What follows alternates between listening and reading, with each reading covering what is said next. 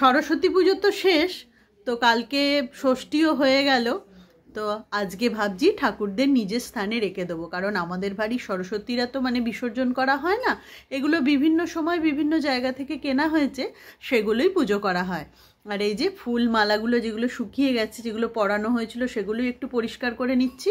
আর ঠাকুরের আসনটাও একটু পরিষ্কার করছি, কারণ এই অনেক ফুল টুল তো জমে গেছিলো, কুচো ফুল, ফুলের মালা।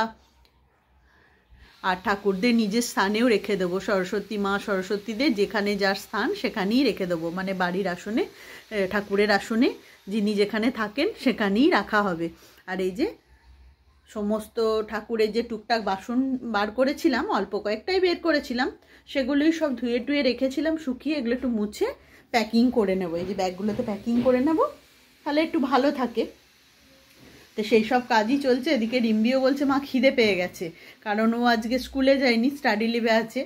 আর রিকও রয়েছে, ও স্নান করতে গেছে, এবার একটু ঠাকুরের পুজো দিয়ে দেবে, তারপর আমি রিম্বিকে আগে খেতে দিয়ে দিই। অনেকক্ষণ থেকেই বলছে মা খেতে দিয়ে দাও। আর এই যে রিম্বি কি করছে, বেদানা ছাড়াচ্ছে। বললাম ফলগুলো শুকিয়ে যাচ্ছে, একটু কেটে কুটে রাখ, ভাত খাওয়ার পর ওগুলো খাওয়া হবে। রিম্বি তাড়াতাড়ি কর, আমি তো তোকে খেতে দিতে যাচ্ছি। দাদামনু স্নান করে একটু ঠাকুরকে জল টল দিই, ওরও খাবারটা বেড়ে দিই। আর আজকে রান্না বান্না হয়েছে ডালটা অবশ্য কালকের ছিল একটু, আজকে বানাইনি।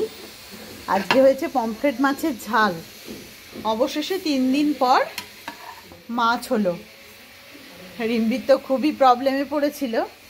আর এখানে এই যে গোটা সেদ্ধ বানিয়েছিলাম, অনেকজনকে তো দিয়েইছি, আর এখনও এই যে রয়েছে, এটা আমরা একটু বেশি করেই বানাই, এটা আমরা সবাই খেতে ভালোবাসি। আর এটা তো খুবই পুষ্টিকর, খেতেও বেশ ভালোই লাগে, একটা স্যুপ স্যুপ টাইপের। তো ছেলেমেয়েরা সকলেই খায়, ওদের খাওয়াই আমি। এটাও রয়েছে, এটাও একটু খাওয়া যেতেই পারে ভাতের সাথে।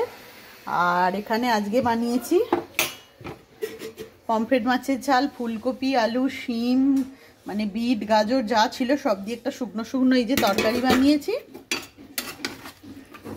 আর আজকে আমাদের হেল্পিং হ্যান্ড দিদিও আসেনি, হঠাৎ করেই আজকে খবর পেলাম আসবে না। আর তো ঝটপট করে একটু বাসন টাসনগুলো মেজে নিয়ে রান্না বসিয়ে দিয়েছিলাম, কারণ ওরা তো খাবে সব। আর চাটনি ছিল। রিম্বি, আজকে তুই হ্যাপি? 3 দিন পর করলাম, বলছে খালি পনির খাইয়ে যাচ্ছিলাম। কেন, তোর তো পনির মাঝে মধ্যে ভালো লাগে। একদিন ঠিক আছে। তো চলো রিম্বিকে এখন ভাতটা আমি দিয়ে দিই।